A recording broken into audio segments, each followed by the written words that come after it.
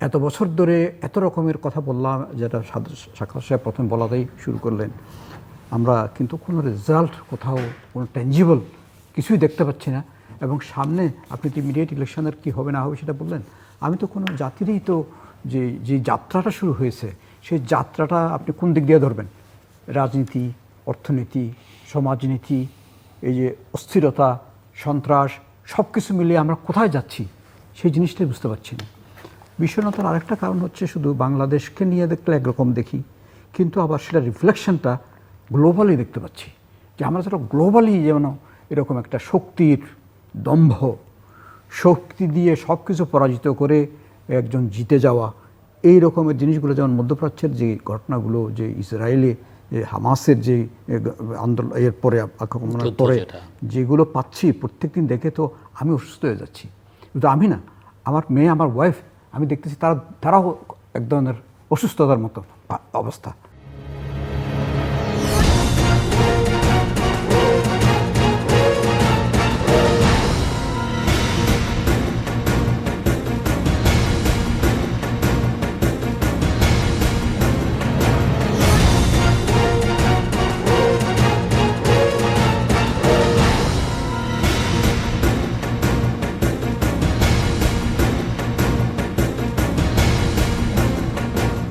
বাংলাদেশে এবং বাংলাদেশের বাইরে পৃথিবীর বিভিন্ন প্রান্তে যে যেখান থেকে চ্যানেল আই দেখছেন, আপনাদের সকলকে সাদর আমন্ত্রণ তৃতীয় মাত্রা দেখবার জন্য। প্রিয় দর্শক, বাংলাদেশের জনসংখ্যার একটা বড় অংশ তরুণ, এবং বাংলাদেশের জনসংখ্যার একটা বড় অংশ দেশের বাইরে থাকে, বৈধভাবে এবং অবৈধভাবে।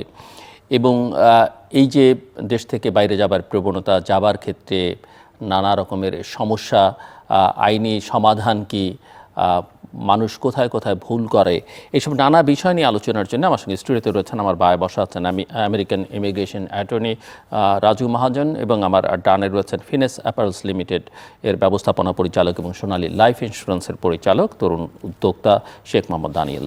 স্বাগত আপনাদের দুজনকে তৃতীয় মাত্রায়। মিস্টার রাজু মহাজন, আপনার কাছ থেকে একটু বুঝতে চাইব যে বাংলাদেশ থেকে যে বৈধ এবং অবৈধ অভিবাসনের যে প্রবণতা, আইনগতভাবে সবচেয়ে বড় চ্যালেঞ্জগুলো কি এই জায়গায়?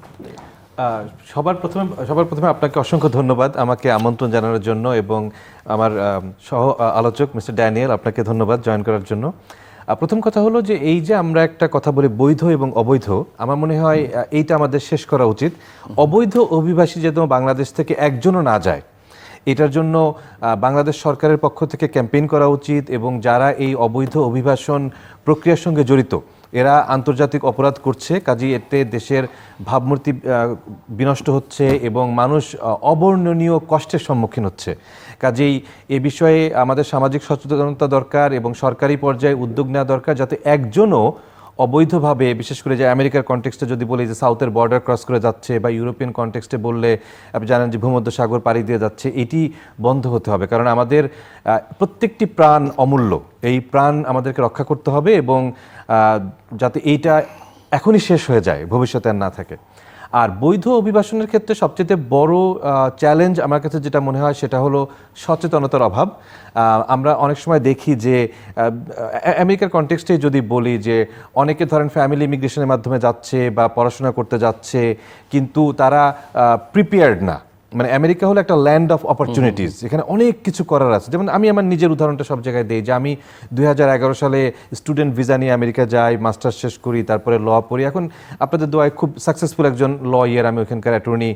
কিন্তু অনেকেই আমি জানি আমার সাথে পড়াশোনা করতে গেছে বা নিউ ইয়র্কে হয়তো ফ্যামিলি ইমিগ্রেশন করে গেছে, তারা ওই রকম ভালো কিছু করতে পারেনি।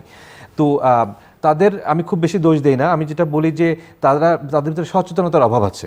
এবং এই আমরা যদি ইনফরমেশনটা পৌঁছে দিতে পারি মানুষের ভিতরে, তাহলে দেখেন আমাদের এখন যে ফরেন যারা থাকে, যারা প্রবাসী, তাদের কাছ থেকে যে রেমিটেন্সটা আসে, আমরা প্রায় বলি ধরেন শ্রমিক হিসেবে তাদেরকে ট্রিট করি। কিন্তু ইউরোপ আমেরিকায় কিন্তু এই অপরচুনিটি আছে যে তারা খুব হাই স্কিল্ড ইমিগ্রেন্ট হতে পারে, এবং তখন এখন যে পরিমাণ টাকা তারা রেমিটেন্স হিসেবে পাঠায়, তার চেয়ে অনেক গুণ বেশি টাকা তারা পাঠাতে পারবে যদি তারা হাই স্কিল্ড হতে পারে। যেমন মিডল ইস্টে, আমি দুবাই থেকে আসলাম এই এক সপ্তাহ আগে, আমাদের বাংলাদেশিরা একেবারেই মানে শ্রমিক হিসেবে কাজ করছে, সে তুলনায় ধরেন ইন্ডিয়ানরা, পাকিস্তানিরা, অন্য দেশিরা তারা অনেক ভালো ভালো জব করছে। কাজেই আমার মনে হয় যে বৈধ ইমিগ্রেশনের সবচেয়ে বড় চ্যালেঞ্জ সচেতনতা এবং স্কিলের অভাব। আমরা যদি পর্যাপ্ত স্কিল দিয়ে, ট্রেনিং দিয়ে পাঠাতে পারি, তাহলে তারা তাদের নিজেদের জীবনমানও উন্নয়ন করতে পারবে এবং দেশেরও উপকার হবে। শেখ মোহাম্মদ আনিল, বা উদ্যোক্তা হবার স্বপ্ন, আপনি নিজে একজন উদ্যোক্তা এবং তরুণ উদ্যোক্তা হবার স্বপ্ন নিয়ে অনেক তরুণ কিন্তু দেশে নানা রকমের উদ্যোগ নিচ্ছে এবং বিদেশে না গিয়ে দেশে ব্যবসা করবার সুযোগ কি আসলে আছে? কারণ অনেকে উদ্যোগ নিচ্ছে, ব্যর্থ হচ্ছে, হারিয়ে যাচ্ছে, বিদেশে যাবার চেষ্টা করছে, সেখানে গিয়েও আবার নানা রকমের সংকটের মধ্যে পড়ছে। সো একদিকে তো ব্রেন ড্রেনের কথা আমরা বলছি, সেটা তো আছেই, এর বাইরেও নানা রকমের নানা শ্রেণী পেশার মানুষ বা তরুণরা কিন্তু নানাভাবে বিভ্রান্ত হচ্ছে, হারিয়ে যাচ্ছে। জি, আসলে thank you again for having me. এটা ভেরি ইন্টারেস্টিং একটা ডিসকাশন আজকে, so I am happy to be part of this. Brain drain it's something very important to discuss, because কেন হচ্ছে এই জিনিসটা দেখতে হবে। আমি প্রথমে একটু বুঝতে চাই যে যারা উদ্যোক্তা হিসেবে এখানে কাজ করতে চাইছে, ওনাদেরই কিন্তু ব্রেনটা ড্রেন হচ্ছে। আপনার ইনোভেটিভ মাইন্ডস, একটা ভেরি ইন্টারেস্টিং একটা ছেলে আমার সাথে পরিচয় হয়েছিল, আমি আপনাকে স্টোরি দিয়ে বলি, রিয়েল লাইফ এক্সপিরিয়েন্স। তাওস নাম তার, খুবই ব্রিলিয়েন্ট একটা ছেলে, about 4-5 years ago, and তখন he was developing at that time. AI was not at the forefront of discussion at that point of time. তখন he was discussing and of developing, and he had a concept, proof of concept, যেখানে আপনার ঢাকা শহরে যে traffic ম্যানেজমেন্টটা আছে, এটা সে digitally from a central location সে এটা ম্যানেজ করতে পারবে। এবং এটা proof of concept then mayor সাহেবকে উনি দেখিয়েছেন, এবং they all appreciated the idea. But for some reason, for red tape, for various reasons, আমাদের যেসব বিউরোক্রেটিক শ্যাকলস আছে, কাজটা হয়নি। আলটিমেটলি সে কিন্তু $multi-million সে ফান্ডিং পেয়ে সে কিন্তু সিলিকন ভ্যালিতে মুভ করে বাংলাদেশ ছেড়ে সে ওখানে চলে গেছে, এবং ইনশাল্লাহ একদিন খুব শীঘ্রই হয়তো আমরা শুনবো যে সে একটা তার স্টার্টআপটা একটা ইউনিকর্ন হিসাবে স্ট্যাটাস পাবে। অ্যান্ড এরকম শুধু একজন নয়, এরকম কিন্তু বহুজন আছে। এই একজন ব্যক্তিকে আমি নিজে দেখেছি, কিন্তু বহুজন আছে এরকম, অনেক ছেলেরা আছে আমাদের দেশে। আমরা তো তাও একটু বিহাইন্ড, আমরা তো এখনও ওই ট্রেডিশনাল বিজনেস করি, এখনও গার্মেন্টস ব্যবসা, এখনও ইন্স্যুরেন্স ব্যবসা।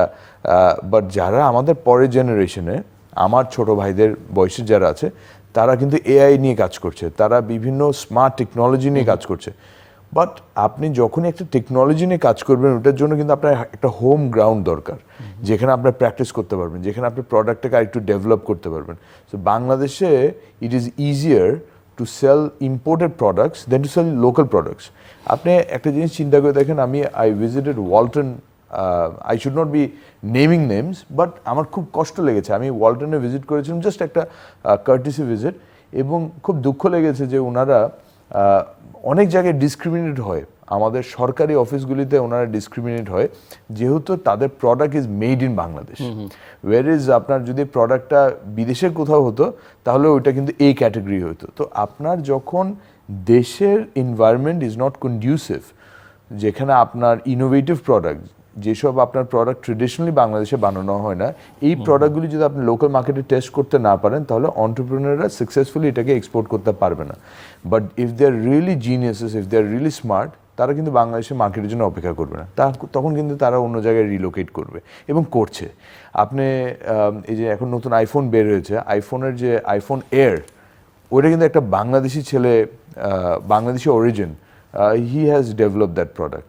ইটস আ গ্রেট থিং, আমরা খুব সেলিব্রেট করছি তাকে নিয়ে অনলাইনে। কিন্তু সে যদি দেশে থাকতো, সে যদি দেশে জন্ম হতো, সে যদি দেশে পড়াশোনা করতো, এই দেশে কি তাকে ওই অপরচুনিটি, ইকুয়াল অপরচুনিটিটা কি দিত কিনা? যদি না দিয়ে থাকে, তাহলে যে ছেলের ট্যালেন্ট আছে, যে ছেলের স্কিল আছে, প্রতিভা আছে, তাহলে সেই ছেলে কেন এই দেশে থাকবে, যে দেশ তাকে, যে দেশের মাটি তাকে সুযোগ করে দিচ্ছে না তার প্রতিভাকে ইন্টারন্যাশনালি একটা ভালো কাজে লাগানোর জন্য। So I think it's not fair. It's not fair to say যে মানুষে অনেক সময় বলে যে দেশের প্রতি ভালোবাসা নেই। My father studied at UCLA and he came back. Your son is studying at UCLA, and my father is so very thrilled about it. So my father studied at UCLA, he came back because he thought দেশের জন্য কিছু করতে হবে। আমরা বাইরে পড়াশোনা করে কিন্তু দেশে ফেরত এসেছি যে দেশে কিছু করতে হবে, কিন্তু যেভাবে করে এখন ব্যবসায়িকদের এগেনস্টে একটা ধরেন একটা অলমোস্ট ক্রিমিনাল একটা মেন্টালিটি নিয়ে যে ইউ আর, ভাই তো অনেক successful lawyer, the concept of law is you are innocent until proven guilty. বাংলাদেশে ব্যবসায়িক মানে হচ্ছে you are guilty until you are proven to be innocent. তাহলে কেন আমি এখানে ব্যবসা করব? তো মানুষ আস্তে আস্তে গোটায় কিন্তু বিদেশে চলে যাচ্ছে। আপনি দুবাইতে যে দেখেন, এখন দুবাইতে কত বাঙালি ব্যবসা করছে, কত বাঙালি ব্যবসা করছে, আমেরিকাতে আছে, ইউকেতে আছে, কানাডাতে আছে। কেন কেন তাদেরকে আমরা দেশে আনতে পারছি না, এই ব্যবসায়িকদেরকে? এরা আসলে তো কর্মসংস্থান দেশে হতো। কর্মসংস্থান যদি দেশে হয়, একদিকে হচ্ছে কিন্তু we are talking about geniuses, যারা এআই নিয়ে কাজ করছে, যারা forefront of technological breakthrough নিয়ে কাজ করছে বাঙালিরা, that we are very proud of. ফেসবুকে তাদেরকে নিয়ে একটা পোস্ট দেয়, we feel very proud of their achievement, but তাদেরকে আমরা দেশে কোনো সুযোগ দিচ্ছি না। সেকেন্ড হচ্ছে ওই ব্যবসায়িকরা যারা ব্যবসা করার তাদের এবিলিটি আছে, তাদেরকে আমরা বাংলাদেশে ব্যবসা করতে দিচ্ছি না। তারা যদি বাংলাদেশে ব্যবসা করতো, এই যে ইললিগাল ইমিগ্রেন্ট হয়ে যে যারা চলে যাচ্ছে চাকরি না পেয়ে, তাদের তো চাকরির ব্যবস্থা হতো। সো আপনি জব ক্রিয়েটার্সদেরকেও আপনি ঠকাচ্ছেন, আবার জব সিকার্স যারা, তারাও কিন্তু এখানে সুযোগ পাচ্ছে না। So I think there is an great opportunity, hopefully in the future একটা ইকুইটেবল মার্কেট হবে where we will be able to utilise our own brain. আমি যেহেতু টেবিলের দুপ্রান্ত থেকে দুই ধরনের আলোচনাটা করছি, সো আলোচনাটাকে একটু সম্পূরক আপনারা পরস্পরকে কথা টেনে নিয়েও করতে পারেন, কোনো অসুবিধা নেই। আমি একটু মিস্টার মহাজন আপনার কাছ থেকে বুঝতে চাইব যে উন্নত বিশ্বে, বিশেষ করে যুক্তরাষ্ট্র, কানাডা, ইউরোপে, অস্ট্রেলিয়া, অভিবাসন প্রক্রিয়ায় বাংলাদেশের মানুষ যারা যায়, তারা আসলে সবচেয়ে বড় সমস্যাগুলো কি ফেস করে? আচ্ছা, আপনার এই প্রশ্ন উত্তর দেওয়ার আগে আমি মিস্টার ড্যানিয়েল ওনার সঙ্গে একটু অ্যাড করি। আমি এই ব্রেন ড্রেন ওয়ার্ডটার সঙ্গে একমত না। কারণ হলো, এখন আমাদের একটা গ্লোবাল মার্কেট। যেমন আমাদের বুয়েট থেকে প্রতি বছর যারা গ্র্যাজুয়েশন করে বের হয়, তার 60 to 70% ছেলেমেয়েরা আমেরিকা চলে যাচ্ছে, আমেরিকা বা ইউরোপে চলে যাচ্ছে, এবং ওখানে গিয়ে তারা ভালো করছে। এবং এটা নিয়ে অনেক সমালোচনা আমরা শুনি যে আমরা তো দক্ষ ইঞ্জিনিয়ার তৈরি করলাম, তারা চলে যাচ্ছে, দেশের কি হবে? তো আমি বলি যে তাহলে আপনারা সংখ্যা বাড়ায় দেন, সিট বাড়ায় দেন। এখন যদি প্রতি বছর লেটসে 2000 স্টুডেন্ট নেয়, আপনি 6000 করে দেন, তাতেও হয়তো আরো বেশি ইঞ্জিনিয়ার চলে যাবে, আমাদের দেশের চাহিদাও পূরণ হবে। কারণ বুয়েটে তো সবাই ভর্তি হতে চাই, এমন তো না যে তারা স্টুডেন্ট পাচ্ছে না। কাজেই আমার মনে হয় যে ব্রেন ড্রেনের যেটা অ্যাকচুয়াল মিনিং, যে একটা মেধাবী ছেলে বিদেশে চলে যাচ্ছে, this is actually good for Bangladesh. এবং ওইখানে গিয়ে যারা ভালো করছে তাদেরকে আবার আমরা এখানে নিয়ে আসার ব্যবস্থা করি, যে তারা এখানে ইনভেস্ট করুক। একেবারে হয়তো পার্মানেন্ট কেউ চলে আসবে, কেউ আসবে না, তারা ইনভেস্ট করুক। যেমন তাদের সঙ্গে একটা সংযোগ তৈরি হোক, একটা সংযোগ তৈরি হোক। এখন একটা বৈশ্বিক মার্কেট, একটা গ্লোবাল মার্কেট। কাজেই উনি মিস্টার ড্যানিয়েল যে কথাটি বললেন, যে একজন বাংলাদেশি বংশোদ্ভূত ব্যক্তি আইফোন ডিজাইন করেছে, একজন অনেক বড় বড় স্টার্ট আপ হচ্ছে ক্যালিফোর্নিয়ার সান ফ্রান্সিসকো এরিয়াতে, অনেক বাংলাদেশি অরিজিনরা স্টার্ট আপ করছে। তো তাদেরকে যদি আমরা এনকারেজ করি যে বাংলাদেশও একটা বিগ মার্কেট, এখানে তারা এসে কিছু কাজ করুক, ইনভেস্ট করুক। এবং রিসেন্টলি বিডার পক্ষ থেকে এরকম উদ্যোগ নেওয়া হয়েছে। আশিক চৌধুরী, উনি আমেরিকা গিয়েছে পরপর 2 বার, এবং ওনার সাথে আমার একবার কথা হচ্ছিল যে উনি খুব অ্যাক্টিভলি চাচ্ছে যে এই সরকার শেষ হওয়ার আগেই একটা ডেটা সেন্টারের যাতে অ্যাটলিস্ট একটা চুক্তি করতে পারে, এরকম চেষ্টা করছে, একটা ডেটা সেন্টার এখানে করতে চায়। This is a good initiative. আমার মনে হয় যদি আমরা এই যে আমাদের ক্যালিফোর্নিয়া, বিশেষ করে যারা টেক এন্টারপ্রেনার আছে, তাদের সাথে যদি কমিউনিকেট করা যায়, তারা এখানে আসতে উদ্বুদ্ধ হবে, এবং ব্রেন তখন দুই দিকেই আসা যাওয়া করবে আর কি। এবার আপনার যে প্রশ্নটা, যে প্রবাসী বাংলাদেশিরা কি কি চ্যালেঞ্জ সম্মুখীন হচ্ছে, একটা আছে খুব টেম্পোরারি। বর্তমানে আপনি জানেন যে আমাদের প্রেসিডেন্ট ডোনাল্ড ট্রাম্প এবং রিপাবলিকান পার্টি ক্ষমতায় আছে, তারা একটু অ্যান্টি ইমিগ্রেশন, ওইখান থেকে একটা টেম্পোরারি কিছু চ্যালেঞ্জ আসছে। কিন্তু আমি ওইটাকে খুব বেশি গুরুত্ব দেওয়ার পক্ষে না, কারণ এগুলি থাকবেই। এগুলি একটা জায়গায়, একটা দেশে থাকতে গেলে সব দেশেরই ইন্টারনাল পলিটিক্স আছে। ইন জেনারেল মেজর যে প্রবলেমটা আমার দৃষ্টিতে মনে হয়, সেটা হলো আমরা আসলে ওই লেভেলের স্কিলড না। আমার মনে হয় আমাদের স্কিল গ্যাপটাকে অ্যাড্রেস করা উচিত নেশন ওয়াইড, মানে আমাদের একেবারে সব লেভেলে। যেমন আমি আমি আমি ওয়াশিংটন ডিসি এলাকায় থাকি, ডিসি, মেরিল্যান্ড, ভার্জিনিয়া। এইখানে দেখা যাচ্ছে একটা big amount of people federal গভর্নমেন্টে জব করে, তারা খুব হাইলি এডুকেটেড, তারা বেশ ভালো টাকা পয়সা ইনকাম করছে, ভালো কন্ট্রিবিউট করছে। কিন্তু অ্যাট দ্য সেম টাইম অন্যান্য বড় শহরে, যেমন নিউ ইয়র্কে সবচেয়ে বড় Bangladeshi community, second highest community হলো ডিট্রয়েটে। এই দুইটা শহরেই যারা থাকে, তারা অনেকেই আসলে অত ভালো জব করতে পারছে না, ভালো প্রফেশনে নাই, এবং এখানে স্কিলটা বড় ইম্পর্টেন্ট। তো আমার মনে হয় ডেফিনেটলি তাদেরকে নিজেদেরকে অ্যাটেনশন দিতে হবে, নিজেদের স্কিল ডেভেলপ করতে হবে। কিন্তু আমার মনে হয় বাংলাদেশ থেকেও কিছু ক্যাম্পেইন করা যেতে পারে, যে যারা আপনারা আমেরিকা যাওয়ার চিন্তা ভাবনা করছেন, এখন থেকেই ধরেন 2-4টা ল্যাঙ্গুয়েজ শেখা যেতে পারে, কারণ এখানে ল্যাঙ্গুয়েজ শেখা সহজ, আমেরিকার চেয়ে খরচ কম। তারপরে ধরেন কিছু এই যে এআই এর কিছু কোডিংয়ের ট্রেনিং দেওয়া যেতে পারে এখানে। তারপরে অন্যান্য যেসব স্কিল, তো ড্রাইভিংটা ওইখানে গিয়ে শেখাচ্ছে, এখান থেকে যদি কেউ শিখে যায় তখন তার খুব সুবিধা হবে। আমার মনে হয় স্কিলটা যদি আমরা ডেভেলপ করতে পারি, আমরা বেশ অন্যান্য কমিউনিটির সাথে ভালো ফাইট দিতে পারবো। মিস্টার দানিয়েল, তরুণ উদ্যোক্তারা কি যথেষ্ট পরিমাণে নীতি সহায়তা পাচ্ছে কিনা? আমরা যদি ব্যাংক ঋণ বলি বা বিনিয়োগের সুযোগ যেটা, সেটা কতটা সহজলভ্য বলে মনে হয় এখানে? Then access to capital, it's very complicated বাংলাদেশে। আমরা এটা দেখেছি, আগেও দেখেছি, এখনও দেখছি, এবং আমার মনে হয় না যে আগামীতে খুব সহজ হবে অ্যাক্সেস টু ক্যাপিটাল। কারণ এখন কিছু ব্যাংক মার্জারও হচ্ছে, যে কারণে আপনার কিন্তু একটা ক্রেডিট যে অ্যাভেলেবিলিটি ছিল মার্কেটে, ওটা কিন্তু আরও শ্রিঙ্ক হয়ে যাবে। তার মধ্যে একটা দুটো ব্যাংক তো আছে সুন্দর কিছু ইনিশিয়েটিভস আনছে। সিটি ব্যাংক দেখেছি রিসেন্টলি একটা সুন্দর ইনিশিয়েটিভ এনেছে।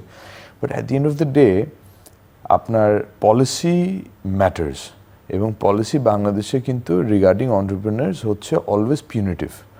সো এই পিউনিটিভ মোড থেকে বের হতে হবে। একটা ইনোভেটিভ কালচার যদি আপনি চিন্তা করেন, let's say we talk about we celebrate Jeff Bezos today. আমরা যে কোনো আপনার মার্কেটিংয়ের মিটিংয়ে জেফ বেজোসকে নিয়ে উদাহরণ দেওয়া হয়।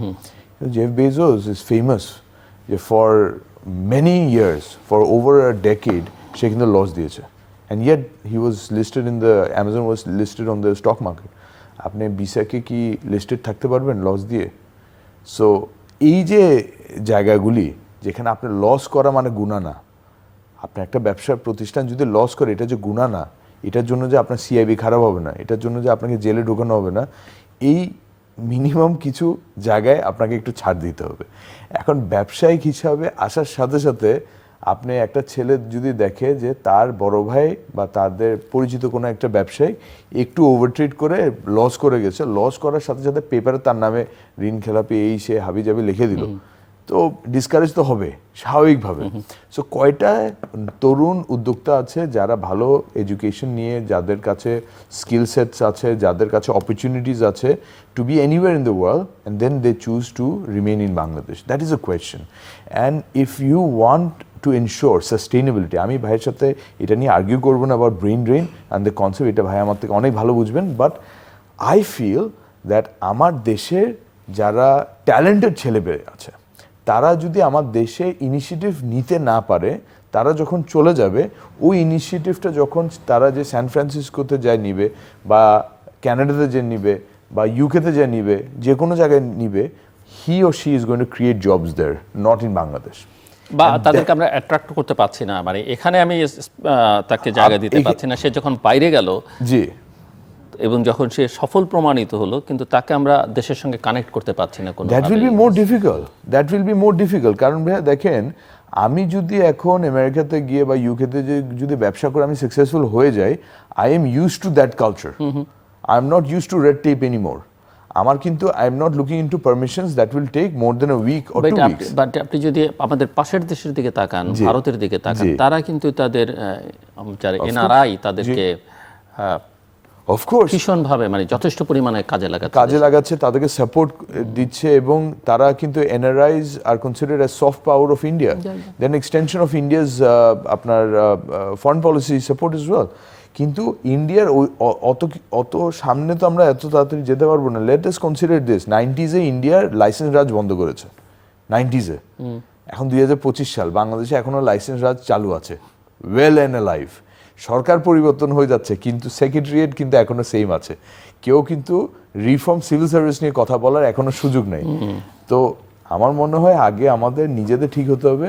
আগে যতক্ষণ পর্যন্ত আপনি ইকুয়াল অপরচুনিটি দিবেন না টু অন্টারপ্রেনার্স, ইয়াং হোক আর ওল্ড হোক, অন্টারপ্রেনার্স বাংলাদেশে যতক্ষণ পর্যন্ত একটা উদ্যোক্তাকে ওই সম্মান দেওয়া হবে না অ্যাজ জব ক্রিয়েটার, যতক্ষণ একটা উদ্যোক্তাকে সম্মান দেওয়া হবে না ফর টেকিং এন ইনিশিয়েটিভ, অতক্ষণ পর্যন্ত সেকেন্ড মানুষ কেন ইন্সপায়ার হবে? আমি তো I told my own son যে make sure you become a lawyer or you have some sort of different kind of ambition in life, সার্ভিসে যাও, ব্যবসা করো না। ব্যবসা করলে তো ভাইয়া ব্যবসার কষ্ট কেউ বুঝে না।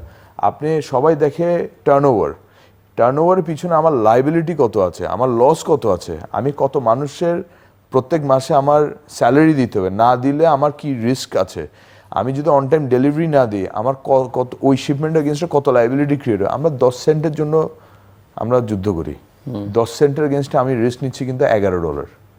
ওই রিস্কটার এগেনস্টে যে বেনিফিটটা, যখন আমি ওই বেনিফিট নিয়ে 3 বছর 4 বছর ফ্যাক্টরিতে থেকে ছেলে মেয়ের চেহারা না দেখে কাজ করার পরে যদি কেউ একটা ভালো গাড়ি কিনে সাথে সাথে বলে এদের কাছে মার্সিডিজ BMW আছে, এদের আগে গাড়ি জব্দ করো। So what is this, what kind of culture is this? তা আপনি যদি এই কালচারে থাকেন তাহলে আপনি কেন আপনার ছেলে বড় হয়ে আপনার লাইনে যাবে? জানে যে এখানে ব্যবসা করে গালি খাবে, সো হয়তো বিদেশে সেটেল হয়ে যাবে। আর দেশে থাকলে ওই লয়ার হওয়া বা সার্ভিস ওরিয়েন্টেড ইন্ডাস্ট্রিতে ঢোকাটাই সেফ ফিল করবে।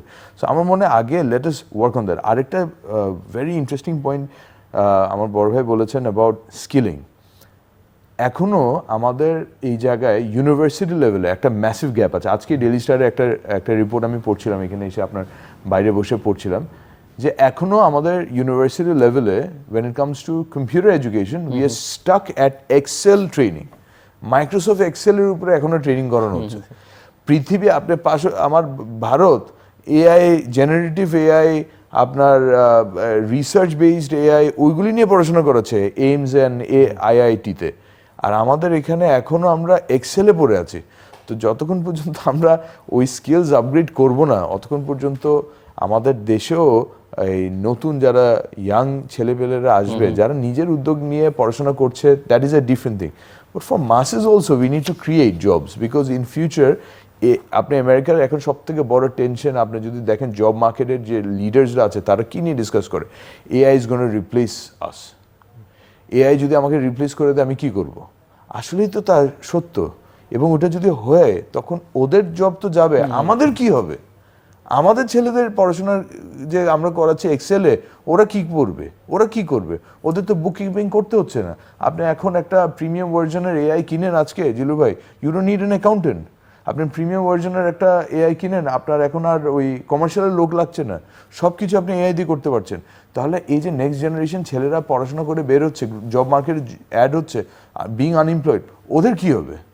Why nobody is talking about that? That is going to be a major problem. আপনার যে সোশ্যাল ডিভিডেন্ডের কথা বলে সবাই, সোশ্যাল ডিভিডেন্ড কাকে দিবেন? কয়টা মানুষকে দিবেন? আপনার তো সোশ্যাল ক্যাপিটাল বেসই শ্রিঙ্ক হয়ে যাচ্ছে। তো আপনাকে এডুকেশনে ইনভেস্ট করতে হবে, পলিসি সাপোর্টে ইনভেস্ট করতে হবে। সো মিস্টার রাজু মহাজন, আমরা অনেক সময় এই খবর পত্রপত্রিকায় দেখি বা টেলিভিশনও শুনি যে বাংলাদেশের তরুণরা বিদেশে কাজ বা পড়াশোনার বা সুযোগ খুঁজতে গিয়ে নানা রকমভাবে প্রতারণার শিকার হচ্ছে। সো আপনি কি মনে করেন যে এর প্রতিকার কিভাবে সম্ভব বা এই কারণটা কেন করছে? ধন্যবাদ। এবং এটা উত্তর দেওয়ার আগে আমি আগের প্রশ্ন থেকে একটু অ্যাড করার লোভ সামলাতে পারছি না। সেটা হলো এন্টারপ্রেনারশিপে ক্যাপিটাল একটা বিগ ইস্যু ডেফিনেটলি, কিন্তু আইডিয়াও খুব বড় একটা বিষয়। যেমন আমি একটা ছোট উদাহরণ দিই, আমেরিকায় একটা মিডিয়া কোম্পানি আছে, ওর নাম হলো অ্যাঞ্জেল স্টুডিওজ। ওরা একটা ইনোভেটিভ আইডিয়া নিয়ে আসলো যে ধরেন ওরা একটা ফিল্ম বানাবে, ফিল্মের স্টোরির উপরে ওরা 5 মিনিটের একটা ভিডিও তৈরি করে মার্কেটে ছেড়ে দেয় যে আমরা এরকম একটা ফিল্ম বানাবো, লেটস সে এটার বাজেট হলো $1 মিলিয়ন, তা আমরা $100,000 ইনভেস্ট করবো, আর বাকি $900,000 আমরা পাবলিকের কাছ থেকে টাকা নেব, ক্রাউড ফান্ডিং, এবং যে যত টাকা দিবে সে তত % ওনারশিপ পাবে। তো এতে যেটা হচ্ছে এই ফিল্মটা বানানোর আগেই পাবলিক ফিল্মের খবর পেয়ে যাচ্ছে, এটা মার্কেটিং হয়ে যাচ্ছে। তারপরে যারা ইনভেস্ট করছে তারা সবাই এটা ওনারশিপ ফিল করে, তারা গিয়ে ফিল্মটা দেখে, ওইখান থেকে একটা বড় টাকা আসে, আর অন্যান্য সোর্স থেকে তো টাকা আসে, এবং যে যত ইনভেস্ট করে সে অনুযায়ী সে প্রফিট বা লস শেয়ার করে। তো এই যে একটা আইডিয়া, এরকম ধরেন আমাদের এখানে যারা নাটক তৈরি করছে ইয়াং নির্মাতা, তারাও কিন্তু এই মডেলটা ফলো করতে পারে। আর বাংলাদেশ বা এরকম ছোট দেশগুলোর সুবিধা হলো যে ইউরোপ আমেরিকা অনেক বিষয়ে অনেক এমনিতে আগানো আছে, তারা হয়তো অনেক স্ট্রাগল করে অনেক ব্রেন স্টর্মিং করে কিছু আইডিয়া নিয়ে আসছে, আমরা জাস্ট সরাসরি কপি পেস্ট করতে পারি। এই যে অ্যাঞ্জেল স্টুডিওজের যে মডেলটা, এইটা বাংলাদেশের যে কোনো প্রোডাকশন হাউস যারা তরুণ নির্মাতা নাটক তৈরি করছে, সিনেমা তৈরি করছে, তারা এটা ফলো করতে পারে। শুরুর দিকের একটা দুইটা হয়তো ওইভাবে ক্লিক করবে না, সবাই হয়তো টাকা দিতে কমফোর্ট ফিল করবে না, মনে করবে টাকা নিয়ে ভেগে যাবে, কিন্তু যখন ধরেন 3, 4, 5টা 10টা হয়ে যাবে তখন এই মডেলটা দাঁড়ায় যাবে। তখন কিন্তু এই এন্টারপ্রেনারশিপের জন্য টাকাটা অত ইম্পর্টেন্ট না। এবং একইভাবে ধরেন বাংলাদেশে যারা ডক্টর আছে, বাংলাদেশের মানে গ্রাম অঞ্চলে অনেক ডাক্তাররা যেতে চায় না, কিন্তু এখন হলো জুমের যুগ, গুগল মিটের যুগ, তারা কিন্তু একটা টেলিমেডিসিন সার্ভিস তৈরি করতে পারে, যে ডক্টর থাকবে এখানে, আর গ্রামের ধরেন একেবারে দুর্গম পাহাড়ি এলাকায় বা চরাঞ্চলে হয়তো একটা ফার্মাসি আছে বা একটা মুদির দোকান আছে, সেইখানে সে একটা ল্যাপটপ রেখে আসলো এবং কোনো রোগী আসলে জাস্ট ল্যাপটপে চাপ দিয়েই ডক্টরের সাথে কথা বলতে পারবে। এতে যেটা হবে, ডক্টরের বিজনেসটা বাড়লো আর গ্রামের মানুষের চিকিৎসা পেলো, কিন্তু এক্সট্রা কিন্তু তেমন কোনো খরচ নেই, জাস্ট একটা ল্যাপটপ এবং ইন্টারনেট কানেকশন। তো আমার মনে হয় আইডিয়াটাকে প্রমোট করা উচিত বাংলাদেশে। তরুণ উদ্যোক্তাদের ভিতরে যদি আমরা এই আইডিয়ার চর্চাটা শুরু করতে পারি, এইটা ক্যাপিটালের উপর ডিপেন্ডেন্সি যেটা থাকে ওইটা হয়তো একটু কমে আসবে আর কি। আর আপনার যে প্রশ্নটা যে অনেক ফ্রড হচ্ছে, এইটা একটা বিশাল সমস্যা এবং আমার কাছে মনে হয় এইটা বাঙালি কমিউনিটিতে একটু বেশি। আমি অন্যান্য অনেক কমিউনিটির সাথে involve, India, Pakistan, Nepal, African অনেক কমিউনিটির সাথে ইনভলভ। আমাদের বাংলাদেশি কমিউনিটি, প্রবাসী বাংলাদেশি কমিউনিটিতে ফ্রড যত বেশি, এত বেশি আসলে আমি খুব একটা দেখি না অন্য কমিউনিটিতে। এবং এইটার জানি না, হয়তো আমাদের নৃতাত্ত্বিক কোনো ব্যাপার থাকতে পারে। এখন এটাকে অ্যাড্রেস করার জন্য আমার মনে হয় ইন্ডিভিজুয়াল লেভেলে সচেতন হওয়া উচিত যে চটকদার বিজ্ঞাপন, কোনোভাবে কোনো চটকদার বিজ্ঞাপনে আমরা গলবো না। এবং একটা টার্মই আছে, too good to be true. কাজে আমাদেরকে সবাইকে সচেতন হতে হবে এবং যে কোনো বিষয়ের যারা অথেন্টিক পার্সন, যে ধরেন ডক্টর, আমি অসুখ হলে একজন ডক্টরের সাথে কথা বলবো, এইটুকু বেসিক এডুকেশন আমাদেরকে থাকতে হবে। আমি একজন লিগাল সাহায্য দরকার হলে একজন লয়ারের কাছে যাব, অ্যাকাউন্টিং সাহায্য দরকার হলে আমি একজন চার্টার্ড অ্যাকাউন্টেন্ট, আমেরিকায় সিপিএ বলে, সিপিএর কাছে যাব। আমার মনে হয় এবং যারা আমাদের কমিউনিটি লিডার, বিশেষ করে নিউ ইয়র্ক বা ডিট্রয়েটের মতো শহরগুলিতে যারা কমিউনিটি লিডার, তাদের একটা দায়িত্ব আছে এ বিষয়ে একটু সচেতনতা তৈরি করা। কারণ প্রচুর মানুষ মানে একেবারে সর্বশান্ত হয়ে যাচ্ছে। আমি ব্যক্তিগতভাবে জানি যে অনেকে তাদের বাবা মা ভাই বোনের জন্য আবেদন করছে ধরেন এখন থেকে 10-12 বছর আগে, এখন তাদের সময় এসেছে বাবা মা ভাই বোনের ইমিগ্রেশন করার, কিন্তু ওই সময় তারা এমন মেজর মিস্টেক করে রাখছে, ওই অ্যাপ্লিকেশনটাই জলে গেছে এবং তখন তারা বলে আমার কপালে নাই। এটা আসলে কপালের সমস্যা না, এটা আমাদের সচেতনতার অভাব। তো আমার মনে হয় ফ্রড প্রিভেনশনে ডেফিনেটলি বাংলাদেশ সরকারের একটা ভূমিকা আছে। আবার বেশি বাংলাদেশ সরকারকে বেশি দায়িত্ব দিতে আমার ভয় লাগে, কারণ তারা এমনিতে নানান কাজে ব্যস্ত। আমার মনে হয় ইন্ডিভিজুয়াল লেভেলে সচেতনতার কোনো বিকল্প নাই এবং আমাদেরকে খেয়াল রাখতে হবে যে বিশেষ করে যে বিজ্ঞাপনগুলি দেখছি, এটা কি does it make any sense? খুব বেশি চটকদার হলে আমাদের সেদিকে যাওয়া উচিত না। দানিয়েল, আপনার কাছে কি মনে হয় যে অভিবাসনের প্রতি আগ্রহ আমাদের সমাজের প্রায় সর্বত্র এবং বিশেষ করে তরুণদের মধ্যে যথেষ্ট পরিমাণে আছে? আপনি কি মনে করেন যে তার পরিবর্তে উদ্যোক্তা হবার প্রবণতা যদি বাড়ে? যদিও আপনি বলছিলেন যে আপনি আপনার নিজের ছেলের ক্ষেত্রেই হয়তো এটা চাইবেন না, কারণ যে সমস্যাগুলো, কিন্তু এই প্রবণতাটা যদি বাড়ে তবে কি আপনি মনে করেন কি না যে বাংলাদেশের অর্থনীতি সমাজে বেশ ভালো ইতিবাচক প্রবণতা বাড়বে, নাকি দুটোই, এখানেও হোক বাইরেও যাক, একটা সংযোগ তৈরি করা হোক? কি মনে হয় আপনার কাছে? দেখেন, ন্যাচারাল যেটা হওয়া উচিত, ন্যাচারালি যে জিনিসটা হওয়া উচিত ছিল, যখন when we were growing up, আমি যখন ছোট ছিলাম, আমি দেখেছি that the communities of the foreign ল্যান্ডে যেসব বাংলাদেশি কমিউনিটিস এক্সপ্যাটস আছে, তাদের সাথে কিন্তু আমাদের যে ব্যবসায়িক কমিউনিটি বাংলাদেশে, তাদের একটা ভালো সম্পর্ক ছিল, সবসময় ছিল। আমরা দেশে বাইরে গেলে কিন্তু দেখতাম they were doing good, we were doing good, and একজন আরেকজনকে কিন্তু টানার একটা প্রবণতা ছিল, একটা হ্যাবিট ছিল। এখন কিন্তু একটা ডিসপ্যারিটি চলে আসছে। আপনার বাংলাদেশেও কিন্তু এই ইনইকুয়ালিটিটা অনেক বেড়ে গেছে। বাংলাদেশে those who are successful are very successful, and those who are not, then they are not at all. অনেক বড় একটা গ্যাপ। অ্যান্ড আপনি এই যে রাজু ভাই একটা কথা বললেন, আমি জাস্ট ওইটাকে আনসার করে তারপর I want to bring this, যে about the idea versus the capital. বাংলাদেশে ক্যাপিটাল পাওয়া কিন্তু ইজ নট ডিফিকাল্ট। আপনি যেটা ক্রাউড ফান্ডিং বললেন বা P2P ফান্ডিংয়ের যদি মডেলের কথাও আমরা চিন্তা করি, এখন আমরা যদি 3 জন বসে এখানে একটা P2P ওয়েবসাইট দাঁড় করে, কালকে আমার 16 থেকে 18টা রেগুলেটরি পারমিশন লাগবে। যেসব পারমিশন একটা ব্যাংকের লাগে, ওইসব পারমিশন আমার নিতে হবে, এবং তারপরও যে স্ক্যাম করার সে কিন্তু স্ক্যাম করে যাবে। So that is the reality. So একদিকে আইডিয়ালিজম আছে, আরেকদিকে প্র্যাকটিক্যালিটি আছে। সো যতক্ষণ পর্যন্ত ওটা চেঞ্জ হবে না, যতক্ষণ পর্যন্ত একটা মানুষ স্বপ্ন যেটা দেখে সেটা করার জন্য স্টেট তাকে সব কিছু সুযোগ দিবে না, অতক্ষণ পর্যন্ত কিন্তু আসলে we will not move as an economy, as a society, as a culture. Second, যেটা whether we should have more entrepreneurs, homegrown entrepreneurs, or whether we should have more successful immigrants going abroad and making our community successful abroad. It should be both. There should be no bar. It should be both. এবং আমরা এখন garments নিয়ে অনেক we are very proud of garments industry. বাংলাদেশে $5 export হলে $4 garments থেকে আসে, so we are very proud of it. কিন্তু on the other side total যা কারেন্সি বাংলাদেশে আসে তার মধ্যে $10 মধ্যে কিন্তু $6 আসে রেমিটেন্স যোদ্ধাদের মাধ্যমে। সো গার্মেন্টস ইন্ডাস্ট্রি থেকে অনেক উপরে কিন্তু রেমিটেন্স যোদ্ধারা। সো ভাই যে কথাটা একটু আগে বললেন যে যদি আমরা আপস্কিলিং করে তাদেরকে পাঠাতে পারি, এক্সেল না শিখে এআই শিখে যদি আমরা পাঠাতে পারি, আমরা তাহলে কিন্তু এই যে আপনার রেমিটেন্স যেটা আসছে ওইটাও তো বাংলাদেশের একটা অ্যাসেট। কিন্তু they must that will be only successful যদি তাদের বিশ্বাস থাকে যে দেশের উপরে, দি কনসেপ্ট অফ বাংলাদেশের উপরে বিশ্বাস থাকতে হবে, that this land is a land of equal opportunity. কারণ যদি এটা না হয়, লেটস সে আমি আজকে বিদেশে মুভ করলাম, ওখানে আমি একটা চাকরি করলাম, আমি চাকরি করছি, আমার বউ বাচ্চা এখানে, আমার বাপ মা এখানে, আমি যদি বাংলাদেশের উপরে বিশ্বাস না থাকে আমি আস্তে আস্তে একজন করে সবাইকে কিন্তু নিয়ে যাবো। তখন আমি যখন সবাইকে নিয়ে যাবো দেশে টাকা পাঠানোর কিন্তু আর কোনো দরকার নাই আমার, আর কিন্তু দরকার নেই। তখন ওই বুড়া বয়সে যখন আমার শেষ বয়স হবে তখন আমি আমার বাবার নামে একটা মসজিদ বানাবো, ওটার জন্য কিছু টাকা পাঠাবো। এটা কিন্তু মহৎ কাজ, এটাকে আমি ছোট করে দেখছি, এটা মহৎ কাজ। বাট দেশ এখানে ফেল করছে ওই পরিবারগুলিকে যাদেরকে বিশ্বাস করতে পারছে না that Bangladesh is a land of equal opportunity. So আপনাকে এটা সবার জন্য করতে হবে। ইট শুড নট বি যে সিলেক্ট ফিউ। আজকে সিলেক্ট ফিউ দেরকে আপনি সুযোগ দেওয়ার জন্য গত সরকার কিন্তু ফেল করেছে। সিলেক্ট ফিউ আগামীতে যেন সিলেক্ট ফিউ না হয়, এটাই তো আমাদের স্বপ্ন। এটাই কিন্তু আমাদের ছোট ভাইরা যখন রাস্তায় নেমেছে তাদেরও এইটাই স্বপ্ন ছিল যে একটা ইকুয়াল বাংলাদেশ হবে। আপনি যদি ইকুয়ালিটি আনতে পারেন ইন দ্য সোসাইটি, একটা জাস্ট সোসাইটি হয়, একটা ফেয়ার সোসাইটি হয়, যেটার ভিতরে পলিসি থাকবে for the people, by the people, of the people, only then you will have true Bangladesh emerging.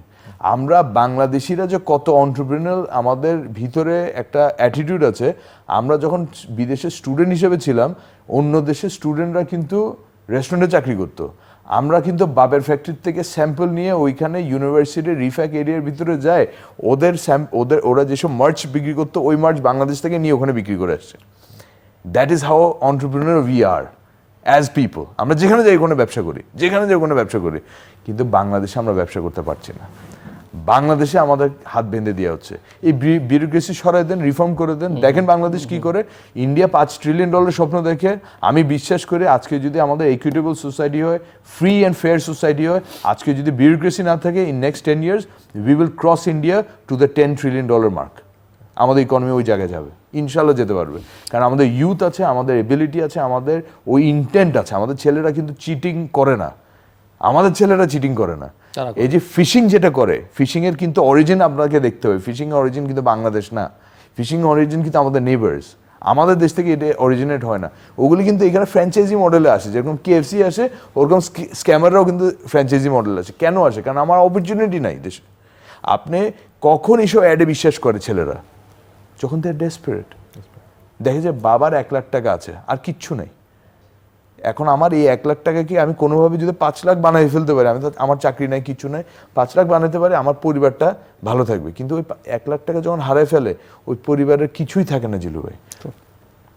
So জি, আমার যেটা দানিল যেহেতু রেমিটেন্স নিয়ে কথা বলছে এবং আমরা জানি যে আমাদের অর্থনীতির একটা বড় শক্তি, সো আপনি কি মনে করেন একজন লয়ার হিসেবে যে আইনগত প্রক্রিয়াকে বা সহজ করার মাধ্যমে এটা এই প্রবাহটা বাড়ানো সম্ভব কিনা, বা আইনি কোনো জটিলতা আছে কিনা? আমি জানি না, এটা আপনার, যদি এটা আপনার এরিয়ার মধ্যে পড়ে না খুব একটা, তারপরও না, আইনি জটিলতা থাকার কথা না। বিশেষ করে একটু একটা মাঝখানে কথাবার্তা হচ্ছিল, ডোনাল্ড ট্রাম্প চাচ্ছিল যে মনে হয় 2.5% একটা ট্যারিফ দিতে চাচ্ছিল যে আমেরিকা থেকে যদি কেউ টাকা পাঠায়। পরে বোধ হয় 0.5% করছে, আমি ভুল হতে পারি, ডাবল চেক করতে হবে। 0.5% করছে, তাও একটা সার্টেন অ্যামাউন্টের উপরে গেলে। এবং আমরা বাংলাদেশিরা সাধারণত যে অল্প অ্যামাউন্ট পাঠাই এটাতে এই ট্যারিফটা পড়তেছে না। কাজেই আইনি বাধা তেমন নাই, আমাদের ট্রেনিংয়ের বাধা আছে। এবং আমরা যদি ওইখানে গিয়ে বড় কিছু করতে পারি ওইটা বাধাটা তৈরি হয়। আরেকটা হলো যে মাইন্ডসেট, যে আমরা বিশেষ করে প্রবাসী বাংলাদেশিরা, আমি অনেকের সাথে ভালো পরিচয় আছে, যে অনেকে, যেমন আপনি যেমন একটা ইন্স্যুরেন্স বিজনেসের সঙ্গে আছেন, আমার খুব কাছের একজন ভদ্রলোক, ওনার নাম জসিমউদ্দিন, আমি নাম করে বলি, ইজ এ ভেরি গুড বড় ভাই আমার। তো উনি আমেরিকা ইন্স্যুরেন্সে বিজনেস করে এবং আমি ওনাকে প্রায় বলি যে ভাই আপনি চলেন বাংলাদেশে যাই, আমি কিন্তু একজন ফরেন ইনভেস্টর আমেরিকা থেকে বাংলাদেশে এসেছে, আমি ওনাকে বলি যে চলেন আপনি বাংলাদেশে যান, একটা ইনভেস্ট করেন, এবং আপনি যেহেতু একজন আমেরিকান ইন্স্যুরেন্স ব্রোকার, ওইখানে যারা ধরেন যে শেভরন আছে, কোকাকোলা আছে, পেপসি আছে, তাদের নিশ্চয়ই অনেক ইন্স্যুরেন্স দরকার হয়, তাই সেই ইন্স্যুরেন্সটা আপনি দিবেন, বিকজ আপনার সাথে তাদের হেড অফিসের কমিউনিকেশন করা সম্ভব। বলে কি না, যেমন আছি ভালোই আছি, এখানে আছি, মানে আমরা মনে হয় একটু অল্পতে সন্তুষ্ট হয়ে যাই, একটু খুব বেশি অ্যাম্বিশাস হওয়া, একটু রিস্ক নেওয়া। বাংলাদেশে থাকা ব্যবসায়ীরা যত রিস্ক নেয়, যত বড় স্কেলে ব্যবসায় নিয়ে যায়, প্রবাসী ব্যবসায়ীরা ওই বড় স্কেলে এখনো যাওয়া শুরু করে নাই। যেমন আরেকজন ভদ্রলোক আছে, ওনার নাম কালী প্রদীপ চৌধুরী, উনি অনেক বিগ বিজনেস শুরু করেছে ক্যালিফোর্নিয়ায়, মেডিকেল রিলেটেড বিজনেস করে। তো একবার মাঝখানে শুনছিলাম যে উনি হয়তো ঢাকায় কিছু ইনভেস্ট করবে, আমি জানি না শেষ পর্যন্ত কি হয়েছে। He is a very nice person. এরকম আরও কয়েকজন আছে, বাট ইন জেনারেল অধিকাংশ প্রবাসী যারা এন্টারপ্রেনার, তারা একটা সার্টেন লেভেলের উপরে যেতে পারছে না। তো এখানে আমার মনে হয় তৃতীয় মাত্র একটা ভূমিকা রাখতে পারে। আমার মনে হয় তাদেরকে নিয়ে একটা শো করা উচিত যে কেন আপনারা আরো বড় করতে পারছেন না, কিভাবে তৃতীয় মাত্র তাদেরকে হেল্প করতে পারে। তো আমার মনে হয় একটু আমাদের আলোচনাটা বাড়াইতে হবে, কারণ তাদের অপরচুনিটি আছে, তাদের ক্যাপিটাল আছে, এবং আমেরিকা হলো যে ল্যান্ড অফ অপরচুনিটিস, যে আপনার যদি ধরেন $200,000-300,000 থাকে, ওইটাকে $2-3 মিলিয়ন করা খুব বেশি কিছু না, ওইটা জাস্ট একটু রিস্ক নিতে হবে একটু। আর আমেরিকান এনভায়রনমেন্ট তো খুবই নাইস এনভায়রনমেন্ট, মানে রিস্ক নিয়ে আপনি যদি টাকা লসও করেন, ওইটা আপনি ট্যাক্সের বেনিফিট দেখাতে পারবেন। তো ফলে একটু মাইন্ডসেট চেঞ্জ করলে আমার মনে হয় এতে আমাদের ওভারঅল বিজনেস পোর্টফোলিও বাড়বে, সেখান থেকে আমাদের রেমিটেন্সও বাড়বে। কারণ শুধু শ্রমিক হয়ে আমি কয় টাকা ইনকাম করবো, সেখান থেকে আমি কি খাবো আর আমি দেশে কয় টাকা পাঠাবো, ওইটা খুবই স্মল অ্যামাউন্ট। আমাদেরকে পার্সনের দিকে ফোকাস না করে ভলিউমের দিকে ফোকাস করতে হবে, এবং ওইখানে কিছু ক্যাম্পেইন লঞ্চ করতে হবে। এমনি দানিয়েল, যে বিদেশে থাকা বাংলাদেশি প্রজন্ম কিভাবে আমাদের স্টার্টআপ ইকোসিস্টেমে অবদান রাখতে পারে বলে আপনি মনে করেন? আমার মনে হয় যদি আমরা যারা বাইরে স্টার্টআপ সাকসেসফুলি করেছে তাদের সাথে যদি ওই ধরনের এন্টারপ্রেনারদের সাথে যদি কথা বলেন, আমি আমার কয়েকজন বন্ধু বান্ধবের সাথে কথা বলি, তো ওনাদের অ্যাগেইন দ্য প্রবলেম ইজ বাংলাদেশে ট্যালেন্ট অসুবিধা কিন্তু নাই, তারা কিন্তু অনেক ট্যালেন্ট কিন্তু আপনার ফ্রিল্যান্সিং করছে অলরেডি। সো কোনো না কোনো মেথডে কিন্তু তাদেরকে ইউটিলাইজ করে, এবং এটা দে অলসো এনজয়, বিকজ একটা আন্ডারস্ট্যান্ডিং থাকে, বাংলাদেশিদেরকে কাজ দিতেও একটা তাদের কনফিডেন্স থাকে, তো কাজ করছে। কিন্তু বাংলাদেশে সেট আপ এনে করার জন্য যে এনভায়রনমেন্টটা দরকার, আমার মনে হয় ওইটার জন্য আপনাকে একটা আগে প্ল্যাটফর্ম ক্রিয়েট করে দিতে হবে। যে আমরা সবসময় ওয়ান স্টপ সলিউশন বলি, কিন্তু আসলে ওয়ান স্টপ সলিউশন তো নাই কোথাও, কিন্তু রিয়েল একটা যদি ওয়ান স্টপ সলিউশন করা যায় যেখানের মধ্যে নাম্বার অফ সিগনেচার্স কমে যায় ইন অ্যাপ্রুভাল প্রসেস। কিন্তু মনে রাখতে হবে নাম্বার অফ সিগনেচার্স মানে মোর ট্যাক্স, ইনডাইরেক্ট ট্যাক্স, যেটা আন্ডার টেবল ট্যাক্স। সো ওইটাকে কমায় আনতে পারলে, টাইম ফ্রেমটাকে কমায় আনতে পারলে, একটা ব্যবসা বাংলাদেশে এখন চালু করতে আপনার মিনিমাম 2 মাস লাইসেন্সিং মিলে সব মিলে অ্যাভারেজ 2 মাস লাগে, ওইটাকে আপনি টার্গেট নেন না 1 সপ্তাহে। আপনি যেভাবে ব্যবসায়িকদেরকে বা চাকরিজীবীদেরকে কেপিআই দিচ্ছেন, টার্গেটস দিচ্ছেন, একইভাবে সরকারি অর্গানাইজেশনদেরকে টার্গেট দেন যে একজন উদ্যোক্তা যদি এসে স্টার্ট আপ করতে চায় বা যে কোনো ব্যবসা করতে চায়, 1 সপ্তাহের ভিতরে all licences have to be complete.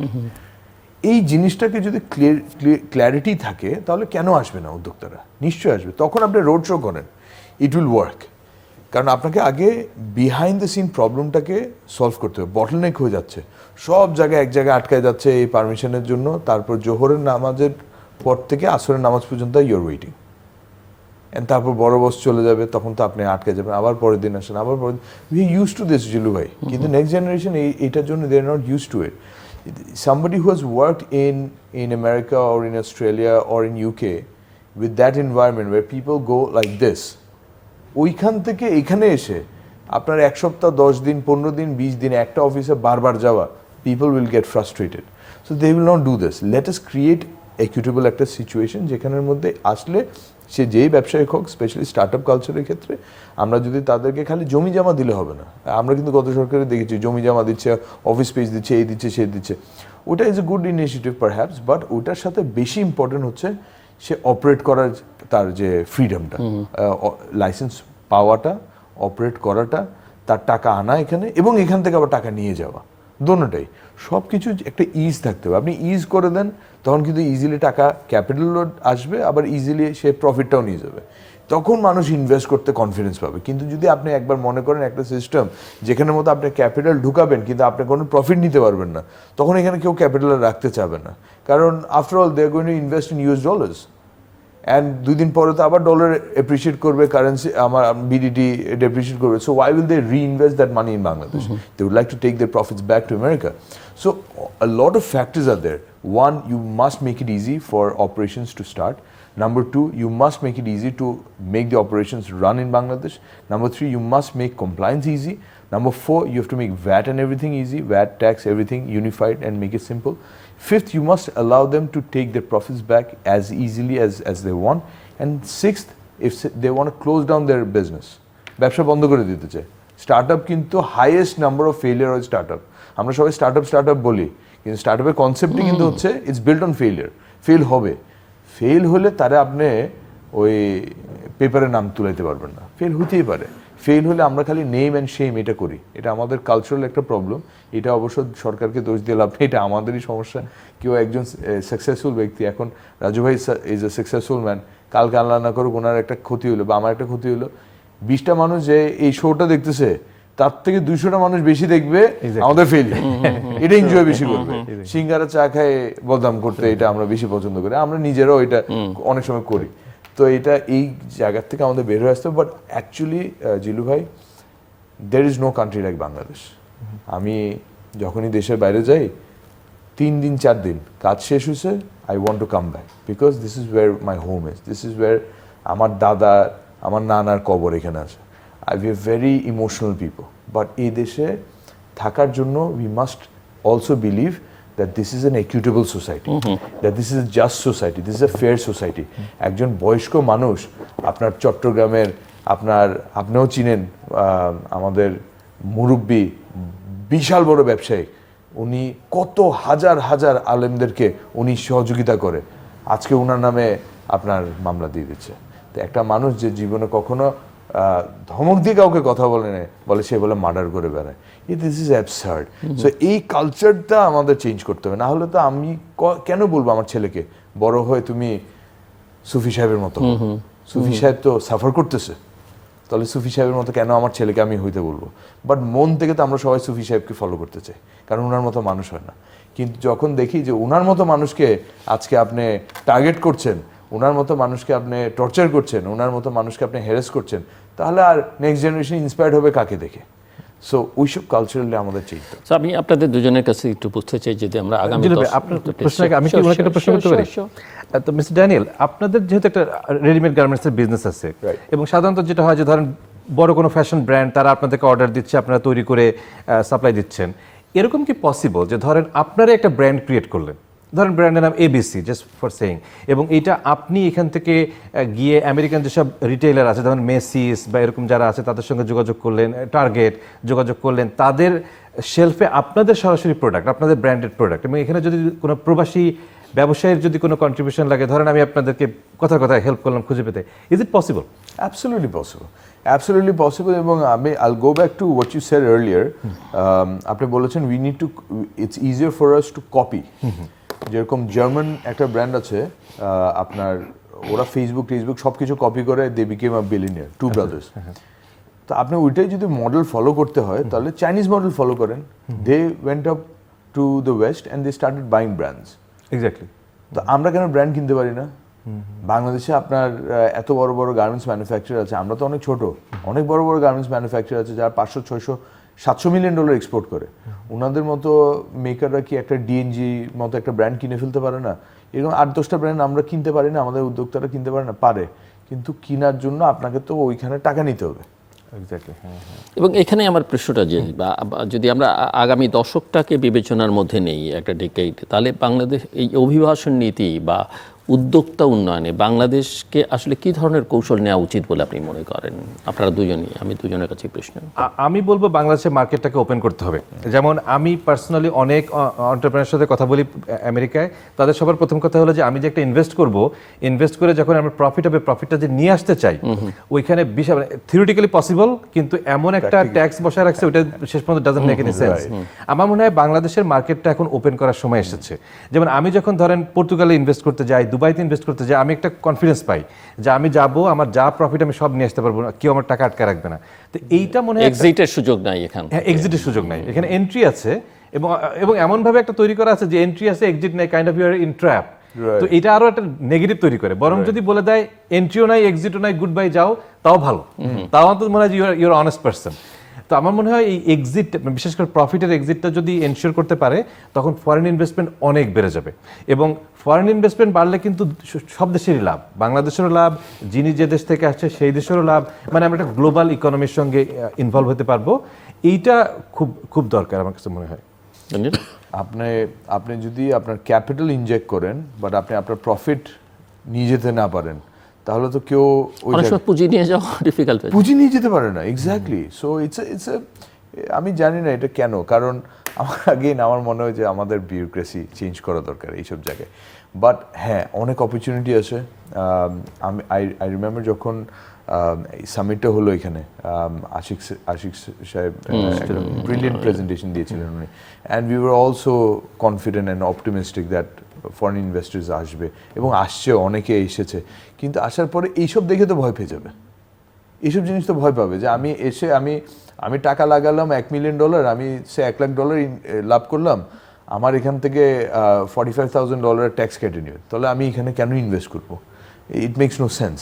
So আমার মনে হয় ওইসব জিনিস চেঞ্জ করার টাইম চলে আসছে। আর যত ওপেন হবে, জিলু ভাই, ইন্ডিয়া 90s তার ইকোনমি ওপেন আপ করেছে। 90s আগে I was very little, but I remember my parents going to India and ওরা ওখানে কোক পেতো না, কোকা-কোলা পাওয়া যেত না, লিঙ্কা, হ্যাঁ, থামস আপ, তারপর ওখানে কোনো ফরেন ব্র্যান্ডের কোনো কিছু পাওয়া যেত না। এবং আই রিমেম্বার ওখান থেকে যখন কেউ আসতো, আমার আব্বা কিছু সাপ্লায়াররা আসতো, তো ওনারা আসলে আমাদের বাসায় নিসান পেট্রোল বা এই টাইপের গাড়ি টাড়ি দেখলে ওরা এমেজড হয়ে যেত। ওই তখন বড় বড় ক্যামেরা দিয়ে ওগুলি দিয়ে গাড়ির ছবি তুলতো। আজকে India is manufacturing Mercedes Benz, আজকে ইন্ডিয়া ইজ ম্যানুফ্যাকচারিং আইফোনস। আমরা কিন্তু হাফ ওপেন করেছি ইকোনমি, আমরা খালি কনজামশনের জন্য ইকোনমি ওপেন করেছি, যে বিদেশ থেকে এনে আমরা কনজিউম করব। কিন্তু বিদেশ থেকে উদ্যোক্তারা বাংলাদেশে আসবে, এখানে ইনভেস্ট করবে, এখানে ব্যবসা করবে, ব্যবসা করে এখান থেকে আপনার টেকনোলজি যে আপনি ট্রান্সফার হবে, এটা সবথেকে গ্রেটেস্ট অ্যাডভান্টেজ। আজকে বাংলাদেশে গার্মেন্টস কেন চলছে, কেন এসেছে? কারণ ফরেন ইনভেস্টররা এখানে এসেছিল। আমরা কিন্তু আমাদের গার্মেন্টস ফ্যাক্টরির কথাই খালি বলি, কিন্তু এখানে যেরকম ইয়াং ওয়ান্সের কথা যদি না বলেন, তাহলে এটা গ্রেভ মিস্টেক হবে। What they did to for the garments industry, এটা আমরা কখনোই বলি না, অ্যাডমিট করি না, বাট ওনাদের কারণে যে টেকনোলজিক্যাল আমরা অ্যাডভান্সেস আমাদের দেশে হয়েছে, ইট ইজ আনবিলিভেবল। সো যতক্ষণ পর্যন্ত ফরেন ইনভেস্টার্সরা আসবে না, এফডিআই আসবে না দেশে, ততক্ষণ পর্যন্ত কিন্তু আপনার টেকনোলজিক্যাল চেঞ্জেস আসবে না। সো আই হোপ ফিউচারে ওই চেঞ্জেসগুলো আসবে। একটু তো ভয় লাগে, কিন্তু আই হোপ এই ভয়টা আবার আশায় পরিণত হবে ইনশাল্লাহ। আমি একটু আপনার কাছ থেকে বুঝতে চাই যে যারা অ্যাজ এ লয়ার যারা মাইগ্রেট করতে চায়, তারা আসলে কি কি ধরনের ইচ্ছেটা আছে, কিন্তু যেটা করা দরকার সেটা করে না এবং শেষ পর্যন্ত ফেল করে, বা এই ক্ষেত্রে আপনার কি সাজেশন তাদের জন্য? আমেরিকান ইমিগ্রেশনটা খুবই স্কিল বেসড, খুবই প্যাথ বেসড। প্রথমে জানতে হবে যে আমার জন্য কোন রাস্তা। অনেকগুলি রাস্তা আছে, প্রায় 27 different ways to get green card. তো এক ধরেন ডক্টরের জন্য একটা রাস্তা, ইঞ্জিনিয়ারের জন্য আলাদা, যারা সায়েন্টিস্ট তাদের জন্য আলাদা, যারা খুব সেলিব্রিটি নায়ক নায়িকা তাদের জন্য আলাদা। তো আমি যেটা সবাইকে বলি যে ভেরি ফার্স্ট নলেজ হলো ওভারঅল ইমিগ্রেশন সম্পর্কে একটু নলেজ নিতে হবে। এবং এইটা কিন্তু খুব ইজি, এখন ইউটিউব, ফেসবুক এসে, গুগল এসে সব কিছু সহজ। এখানে অনেক অথেন্টিক ইনফরমেশন আছে, আবার অনেক রং ইনফরমেশনও আছে, কিন্তু আপনি আগে সব নেন, সব নিয়ে আপনি জাজ করেন কোনটা অথেন্টিক কোনটা রং, এবং এরপরে আপনি দেখেন যে কোনটা আপনার জন্য অ্যাপ্রোপ্রিয়েট। আপনার জন্য যেটা অ্যাপ্রোপ্রিয়েট সেইটা আপনি আরও ইনডেপথ নলেজ নেন। তারপরে আমি বলি যে আপনি একজন এক্সপার্টের সাথে কথা বলেন, একজন অ্যাটর্নির সাথে কথা বলেন। তখন হবে কি, অ্যাটর্নির সাথে কমিউনিকেশনটা আপনার জন্য সহজ হবে। অনেকেই দেখি আমার সঙ্গে কথা বলতে আসে, দে হ্যাভ নো আইডিয়া। তো আমার পক্ষে ধরেন আধা ঘন্টায় বসে তো একেবারে সব বিষয়ে বলা সম্ভব না। এই জন্য আমি বলি যে আপনি একটু আগে বুঝে আসেন, এবং আমি 2-4টা পথ দেখাই দিই যে সম্ভবত এইটা আপনার জন্য ভালো হবে, আপনি একটু স্টাডি করে আসেন, তারপরে আমরা আবার বসি, তখন আলোচনাটা জমবে। তো ইউএস ইমিগ্রেশন খুবই স্কিল বেসড, খুবই ব্যাকগ্রাউন্ড বেসড। এবং আমার মনে হয় যে বিশেষ করে বর্তমান সময়ে যারা এগ্রিকালচার ব্যাকগ্রাউন্ডের আছে, বিশেষ করে ইন জেনারেল বায়োলজি ব্যাকগ্রাউন্ডের যারা আছে, তাদের জন্য একটা বিশাল অপরচুনিটি আছে ইউএস ইমিগ্রেশনে। কারণ আইটির মার্কেটটা অনেকটা স্যাচুরেটেড, অনেকটা পিকে চলে গেছে, এরপরে খুব বেশি হয়তো ডেভেলপমেন্ট করতে দিবে না, কারণ তখন মানুষ চাকরি হারানো শুরু করবে। এই যে সরকারেরও তো একটা দায়িত্ব আছে যে মানুষ যাতে চাকরি করতে পারে আর কি। এই জন্য এখন ধরেন মেডিকেল সায়েন্স, বিশেষ করে ফার্মাসিউটিক্যালস, তারপরে ভ্যাকসিন, তারপরে ফুড, অর্গ্যানিক ফুড, এইখানে হিউজ একটা ইনভেস্ট করছে ইউএস গভর্নমেন্ট। কাজেই ব্যাকগ্রাউন্ড বেসড, কিন্তু বিশেষ করে আজকে যারা তৃতীয় মাত্রা দেখছেন, যদি কারো বায়োলজি ব্যাকগ্রাউন্ডের হয়ে থাকে এবং একটু রিসার্চ ব্যাকগ্রাউন্ড হয়ে থাকে, আপনার জন্য ইউএস ইমিগ্রেশন এখন এই মুহূর্তে বেশ সহজ। কাজেই আমি বলবো যে জানতে হবে, আপনি যত জানবেন তত ইমিগ্রেশন, সেটা যে দেশই হোক, কানাডা হোক, অস্ট্রেলিয়া হোক, ইউরোপ হোক, সহজ।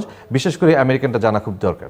উদ্যোক্তাদের জন্য অন্যান্য ক্ষেত্রে ধরেন যারা লাইক আমাদের রেডিমেড গার্মেন্টসে, লাইক ইন্স্যুরেন্সে, লাইক আইটির কথা অবশ্য আপনি বললেন, বা অন্যান্য ক্ষেত্রে তাদের ক্ষেত্রে উদ্যোক্তাদের তিনটা ওয়ে আছে, আমি একেবারে সরাসরি স্পেসিফিক বলি। একটা হলো যে কেউ যদি জিলু চাচ্ছে আমাকে পাঠিয়ে দিতে। না আমি জাস্ট সামনে দেখে উদ্যোক্তা দেখে বললাম। না, আমি আপনাকে নিয়ে যেতে চাই। কারণ আপনাকে যদি আমরা নিতে পারি, তাহলে এই যে রেডিমেড গার্মেন্টস এর একটা লিংক আপ তৈরি করা যাবে। উদ্যোক্তাদের তিনটা মেজর প্যাথ আছে। একটা হলো এটাকে বলে EB5, এখানে যদি কেউ $800,000 ইনভেস্ট করতে পারে, সে সরাসরি সে এবং তার ফ্যামিলি গ্রিন কার্ড নিয়ে আমেরিকা চলে যেতে পারে। তো এটার সবচেয়ে বিগেস্ট চ্যালেঞ্জ হলো যে বাংলাদেশ থেকে টাকা নেওয়া যায় না লিগ্যাল চ্যানেলে। তো এটা অনেক সময় একটা থার্ড কান্ট্রি ইউজ করে নেয়, যে ধরেন কেউ হয়তো এখান থেকে গিয়ে দুবাইতে বিজনেস ওপেন করলো, সেই বিজনেসের প্রফিটটা সে দুবাইতে রেখে দিল, ওইখান থেকে দুবাই থেকে ট্রান্সফার করে নিয়ে গেল, এরকম অনেকে করে। বা ধরেন পর্তুগাল একটা থার্ড কান্ট্রি, মালয়েশিয়া একটা বড় থার্ড কান্ট্রি, সিঙ্গাপুর, এটা একটা ওয়ে আছে। আর একটা ওয়ে আছে হলো, এটা কম্পারেটিভলি কম মানুষ জানে, এটা নাম হলো L1। যেমন ধরেন আমি আপনাকে একটা এক্সাম্পল দিই, ধরেন আপনাদের একটা রেডিমেড গার্মেন্টস কোম্পানি আছে এখানে, আপনি এইটার একটা ব্রাঞ্চ ওপেন করবেন আমেরিকায়, ধরেন ওয়াশিংটন ডিসি বা নিউ ইয়র্কে করে, তখন এটা মাল্টিন্যাশনাল কর্পোরেশন হয়ে গেল। এই মাল্টিন্যাশনাল কর্পোরেশনের আপনার বাংলাদেশ অফিস থেকে আপনাকে ট্রান্সফার করে আমেরিকায় নিয়ে যাবে, আপনার কর্পোরেশনে আপনাকে নিয়ে যাবে। নেওয়ার পরে আপনি এটা যাবেন আপনি L1 ভিসায়, গিয়ে ওখানে কিছুদিন L1 ভিসা 1 বছর কাজ করার পরে এই কর্পোরেশনই আপনাকে গ্রিন কার্ড স্পন্সর করতে পারবে। এটার নাম হলো EB1C। এখানে ইনভেস্টমেন্টের অ্যামাউন্ট ইম্পর্টেন্ট না, এখানে ইম্পর্টেন্ট হলো যে আপনি যে কাজের জন্য যাচ্ছেন ওইটার স্যালারি বা ডিপার্টমেন্ট অফ লেবার ঠিক করে দিবে, ওই স্যালারিটাকে আপনার কর্পোরেশন পে করতে পারছে কি পারছে না। আপনি যদি লোকাল সেলস থেকে নিতে পারেন গুড, যদি লোকাল সেলস থেকে না নিতে পারেন, এমনও যদি হয় যে বাংলাদেশ থেকে আপনি অ্যাজ এ ইনভেস্টমেন্ট টাকা নিয়ে যেতে পারছেন, তাহলে হবে। কারণ বাংলাদেশ থেকে যেহেতু টাকা নেওয়া যায় না, লোকাল সেলসটাই বিগ সোর্স। তো প্রথমে L1 এ যাবে, গিয়ে EB1C দিয়ে গ্রিন কার্ড প্রসেস করবে। এইটা এখানকার এন্টারপ্রেনারদের জন্য খুবই ভালো একটা অপশন। প্লাস আপনি একটা বাংলাদেশি বিগ মার্কেটে তো এন্ট্রি নিয়েই ফেললেন আর কি। আর থার্ড একটা আছে, এটা হলো E2 হলো একটা স্মল ইনভেস্টমেন্ট, অ্যারাউন্ড $50,000 মতো ইনভেস্ট করলে আপনি ওইখানে একটা বিজনেস স্টার্ট করতে পারবেন, এবং সেই বিজনেস আপনি ওইখানে গিয়ে রান করবেন। এটা একটা নন ইমিগ্রেন্ট ক্যাটাগরি, এটা আপনাকে গ্রিন কার্ড দিবে না, কিন্তু এটা আপনি থাকতে পারবেন এবং বিজনেস রান করতে পারবেন। তো বাংলাদেশি এন্টারপ্রেনারদের জন্য এই তিনটা মেজর অপরচুনিটি আছে। আমরা শেষের দিকে, দানিয়েল, ক্লোজিং রিমার্কস। ভাইয়া ইনশাল্লাহ আশা তো আছে বাংলাদেশে ফিউচার অনেক ভালো। It is I am very hopeful. আপাতত what we see in the horizon, একটা ইলেকশন ইজ কামিং আপ, ইনভেস্টরদের একটা কনফিডেন্স আছে। শেয়ার মার্কেটও, আপনি ক্যাপিটাল মার্কেটও যদি দেখেন, it's very buoyant today. This week last week also একটা ভালো র্যালি ছিল, with the confidence that an election is coming. এবং আরেকটা ব্যাপার ইনভেস্টরদের ক্ষেত্রে কিন্তু হচ্ছে স্টেবিলিটি। কারণ স্টেবিলিটি না থাকলে, পলিটিক্যাল স্টেবিলিটি না থাকলেও কিন্তু কেউ ইনভেস্ট করতে চায় না, স্বাভাবিক, এটা নর্মাল। যারা ইনভেস্ট করে ফেলেছে তাদের তো উপায় নেই, তারা তো ইনভেস্টমেন্টটাকে এটা সিকিউর করার জন্য অপারেট করবেই। কিন্তু নতুন করে কিন্তু এই মুহূর্তে কেউ ইনভেস্ট করছে না, ক্রেডিট স্লাম্প হয়েছে। সো আশা করি ইলেকশনের পরে we will see some positive growth. এখন যে ডিসকোর্স, পলিটিক্যাল ডিসকোর্স বা ডিসকাশন যেগুলি হচ্ছে, I think these discussions are more better than before in some ways. There are discussions about building a future of Bangladesh, কিভাবে বানানো যায় instead of ওই same old জিনিসপত্র. So I think we are moving in the right direction, but our moving in the right direction needs to be faster, quicker. Because if we don't, we will lose out on this incredible talent pool that Bangladesh has. Bangladesh's যে talent pool আছে, এটা really remarkable. It is not because আমি বাংলাদেশে থাকি এটার জন্য না। I've had the good fortune of traveling the world. I've had the good fortune of receiving foreign education. এবং যে level of dedication আমাদের দেশের এমপ্লয়ীদের মধ্যে আছে, ওনারশিপ আছে। আপনি you have mentioned Sonari Life. The kind of ownership our people have towards the company, এটা unparalleled. আমার মনে না আদার দেন জাপানিজ সোসাইটি অন্য কোনো দেশে এমপ্লয়িরা তাদের কোম্পানিকে এতটা ভালোবাসে, এতটা ওন করে যতটা বাংলাদেশে করে। সো ওইসব ক্ষেত্রেও যদি চিন্তা না হলে কিন্তু গার্মেন্টস ইন্ডাস্ট্রি বাংলাদেশে ফ্লারিশ হতো না। একটা বিল্ডিংয়ের ভিতরে আমরা 2000 শ্রমিক নিয়ে কাজ করি, তো কত প্রেশারের মধ্যে কাজ করে। যদি আসলে ওনারশিপ না থাকতো প্রত্যেক দিন দেখতেন একটা ফ্যাক্টরি আগুন লাগতো, প্রত্যেক দিন লাগতো। কিন্তু it is not like that. আপনার we have seen in insurance sector, we have seen in banking sector, সব সেক্টরে কিন্তু কোনো না কোনো সময় একটা না একটা প্রবলেম আমরা দেখেছি, বাট ওভারকাম করার ক্যাপাসিটি সেক্টরগুলির আছে। সো হোপফুলি যদি একটা ভালো পলিটিক্যাল উইল থাকে আমাদের লিডারশিপ ফিউচার লিডার্স যারা আসবে, তাদের যদি একটা ভালো ম্যান্ডেট নিয়ে আসে, তাদের যদি একটা ভালো কনফিডেন্স থাকে যে প্রত্যেকটা সেক্টরকে তারা প্রোটেক্ট করবে এবং একটা ফিউচার প্রুফ করার একটা প্ল্যান করবে, তাহলে আশা করি ব্রেইন ড্রেন তো হবে না, বরঞ্চ আমাদের যারা এক্সপ্যাটস আছে তাদেরকে আমরা রাজু ভাইয়ের মাধ্যমে দেশে আবার ইনভেস্ট করার জন্য নিয়ে আসতে পারবো। Because that is important. Investment in Bangladesh, that is important. Investment in US করা সম্ভব, কিন্তু ইনভেস্টমেন্ট ইন বাংলাদেশ আমাদের বেশি জরুরি। আমি যেটা বলি যে এখন আমাদের সময় এসেছে বাংলাদেশের যারা এন্টারপ্রেনার, মিস্টার ড্যানিয়েলের মতো যারা আছে, আর আমেরিকায় যারা প্রবাসী বাংলাদেশি এন্টারপ্রেনার আছে, এই দুই গ্রুপের ভিতরে একটা ম্যাচ মেকিং দরকার। এতে যেটা হবে যে প্রবাসীরা বাংলাদেশের মার্কেটে অ্যাক্সেস পাচ্ছে, বাংলাদেশিরা আমেরিকান মার্কেটে অ্যাক্সেস পাচ্ছে, ইউরোপের মার্কেটে পাচ্ছে, অস্ট্রেলিয়ায় পাচ্ছে। এই ম্যাচ মেকিংটা যদি করা যায়, এটা বিডা করুক বা যদি কোনো বেসরকারি সংস্থা করুক বা সরকার করুক, যেই করুক, that would be a game changer. এতে আমাদের সব দিক থেকে বেনিফিট হবে। আমাদের রেমিটেন্স বাড়বে, আমাদের জনশক্তি রপ্তানিতে সহযোগিতা হবে, আমাদের প্রোডাক্ট ওয়ার্ল্ড মার্কেটে চলে যাচ্ছে। কাজে এইখানে আমার মনে হচ্ছে একটা হিউজ একটা অপরচুনিটি আছে, কিন্তু ম্যাচ মেকিংটা হচ্ছে না। যেমন ধরেন আমি প্রায় শুনি যে আমাদের এই যে বিপিএল হয়, বিপিএল এর অনেক টিম নাকি তারা খেলোয়াড়দের পে করতে পারে না, বিভিন্ন লস হয়। প্রত্যেকটা টিমের সঙ্গে যদি একজন প্রবাসী এন্টারপ্রেনারকে অ্যাটাচ করা যায়, তাহলে আমার মনে হয় এই সমস্যাটা সমাধান সম্ভব। আমাদের মিডিয়া ইন্ডাস্ট্রিতে প্রবাসীদের একটা হিউজ ইনভেস্টমেন্ট আসা সম্ভব। এবং ধরেন এইখানকার একটা টেলিভিশন চ্যানেল, তারা যদি আমেরিকায় একটা ব্রাঞ্চ ওপেন করে, যেমন আল জাজিরার যে মডেলটা, এটা কিন্তু আমরা ফলো করতে পারি খুব ইজিলি। তখন একটা বাংলাদেশি চ্যানেল হতে পারে একটা গ্লোবাল ভয়েস। এবং ধরেন যে গাজা ইস্যু নিয়ে বা অনেক এই যে ইউক্রেন যুদ্ধ নিয়ে বাংলাদেশি চ্যানেল হতে পারে একটা global face for the protest something. কাজে আমার মনে হয় এই ম্যাচ মেকিংটা যদি আমরা ফোকাস করতে পারি, it would be a game changer. দর্শক, অনুষ্ঠানের শেষ প্রান্তে আমরা সামাজিক যোগাযোগ মাধ্যম ফেসবুক, এক্স এবং ইউটিউবে তৃতীয় মাত্রা লাইভ স্ট্রিম হচ্ছে, আপনারা দেখতে পারেন। টেলিভিশনের পর্দায় দেখতে না পারলে যে কোনো সময় যে কোনো স্থান থেকে ইউটিউবে তৃতীয় মাত্রা চ্যানেলটি সাবস্ক্রাইব করে এই পর্ব বা পুরনো পর্বগুলো আপনারা দেখতে পারেন। শেখ মোহাম্মদ দানিয়েল এবং রাজু মহাজন, অসংখ্য ধন্যবাদ এই আলোচনা শোনার জন্য। দর্শক, আমরা নিশ্চয়ই দেশের কথা ভাববো, একই সঙ্গে পৃথিবীর কথাও ভাববো। গোটা পৃথিবীটাই এখন একটা গ্লোবাল ভিলেজ এবং আমরা তার অংশ। দেশের ভেতরে কাজ করবার পরিবেশ, উদ্যোক্তা তৈরির পরিবেশটা নিশ্চিত করতে হবে। আবার কেউ যদি দেশের বাইরে গিয়ে করতে চান, সেটাকেও ইতিবাচকভাবেই দেখতে হবে। কিন্তু যারা বাইরে যাবেন তাদেরকে কিভাবে দেশের সঙ্গে কাজে লাগানো যায়, দেশের উন্নতিতে ব্যবহার করা যায়, সেটাও ভাবতে হবে। উদাহরণ হিসেবে আমরা আমাদের প্রতিবেশী দেশের কথা আলোচনা করলাম। এবং যারা বাইরে যেতে চান তাদের জন্য আবার এক ধরনের সচেতনতা, স্কিল, সেটা ভাষার ক্ষেত্রে হোক, কাজের ক্ষেত্রে হোক, সেভাবে আমাদের তাদের তৈরি করে দেওয়া দরকার। কারণ জনসংখ্যার ভারে দেশের যে আয়তন, জনসংখ্যার ভারে আমরা অনেকটা ডুবছ। কাজেই বাইরে গেলেই সেটাকে খারাপভাবে দেখবার সুযোগ নেই, বরং আমরা জানি যে আমাদের অর্থনীতির একটা মূল শক্তি হচ্ছে রেমিটেন্স, যারা বিদেশ থেকে পাঠান। এবং সেটাও আবার সাধারণত যারা পাঠান তার একটা বড় অংশই হচ্ছে যাদের স্কিল নেই, যাদের শিক্ষা সেই অর্থে নেই, তারা কিন্তু পাঠাচ্ছেন। কিন্তু আমরা যদি বাকি সবাইকে যুক্ত করতে পারি, এবং আলোচনার মধ্যে এটা এসছে যে প্রবাসী যেসব উদ্যোক্তা আছেন এবং দেশে যারা উদ্যোক্তা আছেন তাদের যদি একটা ম্যাচ মেকিংয়ের ব্যবস্থা করা যায়, আমরা এখান থেকে বাইরেও যাব, গোটা পৃথিবীর জন্য কাজ করব, সেটা আবার দেশে ফেরত আনবো। আবার বিদেশি যারা আছেন বা প্রবাসী যারা আছেন তাদেরকে কিভাবে দেশের ভেতরে যুক্ত করা যায় কাজ করবে উন্নয়ন প্রক্রিয়ার সঙ্গে, এই কাজটা করতে পারলে আসলে আমাদের জন্য সবথেকে সহজতর উন্নয়নের পথ।